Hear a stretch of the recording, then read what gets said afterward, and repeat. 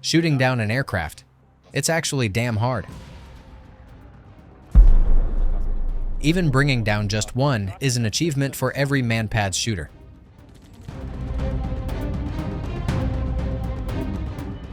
Because of their mobility. Because MANPADS usually operate from ambushes.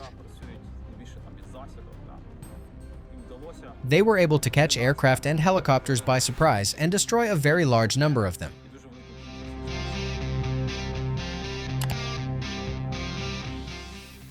The hero of our story shot down a Su-25. In other words, it's a very complex, exceptional job. Sushkas. When they come in, you don't hear them. You hear them only when they're turning and already pulling out.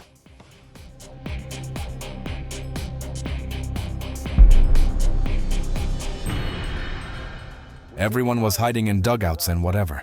But as I understood it, I'm a PPSH guy. Well, what's the point of hiding if there's a PPSH guy? I have to take it out, that's my target. I did it, I just did my job perfectly. Igla, by its technical specs, is not a 100% weapon, meaning it can never have a 100% hit probability. Its effectiveness is estimated somewhere around 30 to 45%. That means even if a shooter does everything right, there's still a chance he won't hit.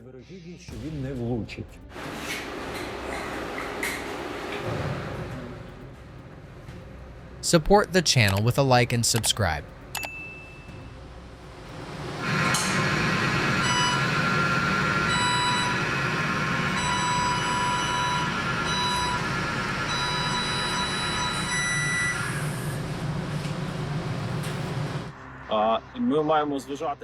We have to remember these kids were coming straight from classrooms. In other words, they didn't have combat experience. And they were up against pilots who trained for decades, who had real combat employment experience. Yes, it's very hard, because from the moment you activate the power pack, you have 30 seconds to fire. In those 30 seconds, you have to lock onto the target so the missile can be launched. And that's very little time.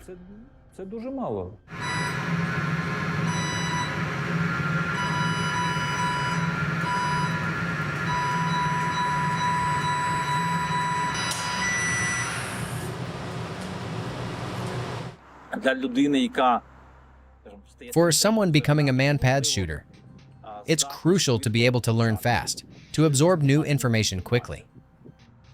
You need to be in pretty good physical shape.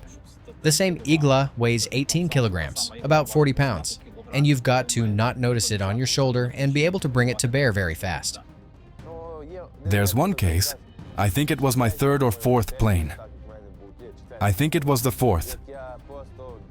It just started to rain, weather-grounded flights.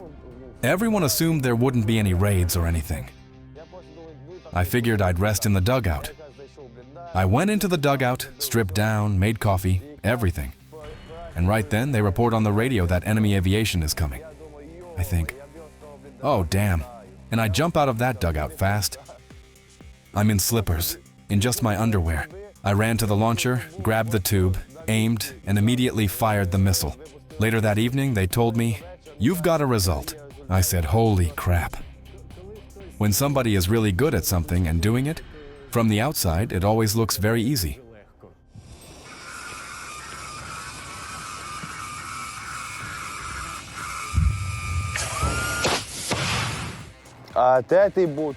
The third one was when they pulled me off a position to rest, to wash up, take a shower. I went from that position to another, and luckily I took the launcher with me. Then they say aviation is coming. I ran into the house. From that house I engaged, and I can confirm there were shoot-downs.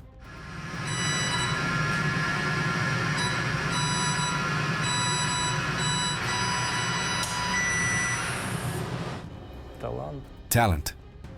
Maybe some people have a talent for it, but you know, they say, some are born for war. There's no such thing. Nobody's born for war or for MANPADS. If you've got motivation, you can learn, and you'll get it done. But it's hard, relentless work. To truly become an experienced gunner, you've got to fire at least 400 to 600 simulated launches on this very trainer, right here on the simulator. Against different targets, in different modes. You have to build up that hand coordination. So you perform every step before and after the launch automatically, without thinking. It's not just aim and fire.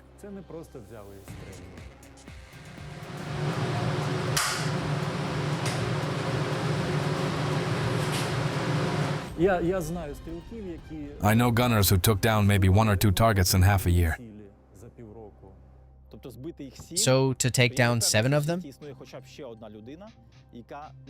I'm not even sure there's another person in the world who's made that many successful launches and destroyed that many air targets.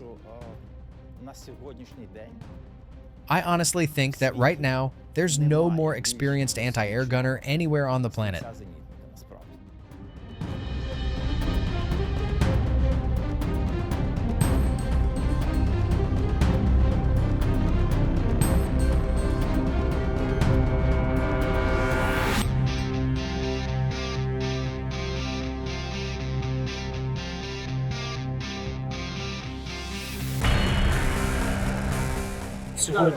Today, we're unveiling a mural. It's dedicated to an ordinary man. Guys, I think he's the youngest hero of Ukraine. This is the anti-air gunner of the National Guard of Ukraine, Roman Hlomba. Thank you. Thank you for your service. Everyone who since the start of the war has received the title Hero of Ukraine, everyone who defending the state became a holder of the Golden Star Order. All of them, without exception, will receive their own homes. Honestly, when I was shooting down planes, safety, you just go out, launch, and move on. Then it hit.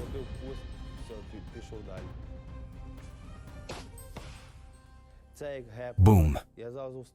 I stood up and started running back to the guys. I ran maybe 200 meters, around 650 feet. I looked down. My side was completely torn open. My arm too. Just like in the movies. Blood gushing like fountains. Everywhere. I was in shock. I couldn't feel any pain at all. The pain only hit when they put me on the operating table and started pulling the shrapnel out. That's when I finally felt it. Roma always lied to me because he was always worried that I'd get nervous. But I could tell from his voice when something was wrong.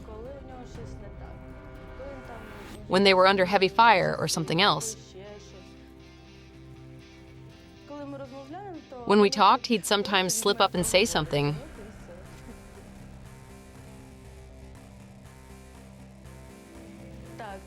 Yeah, it was very hard. My dad called in the evening. He said Roma's in intensive care. I didn't know whether to call or not. I thought, if I call, they'll worry even more. But now I wasn't answering, so I figured I'll just call. Whatever happens, happens. I said right away, I'm coming. That's it. It's not even up for discussion. I warned my mom, told her I don't know for how long I'm going or what the situation is. They said he's just wounded. Then Yulia, a volunteer, called and said it's time. He refuses to eat, won't talk to anyone. Yeah, I started to lose spirit. Started to go down mentally. And when I came into the hospital room, I saw his side was completely shredded. He couldn't move his arm. It was really hard, but it's okay. We got through it. You know, you get used to everything over time. Little by little, like I am now. I've already gotten used to this, to civilian life. But I know I'll go back to serve again, and then everything will change again for me.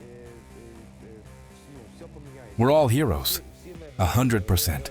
Even those who aren't with us anymore, they're heroes too. Every single one of them.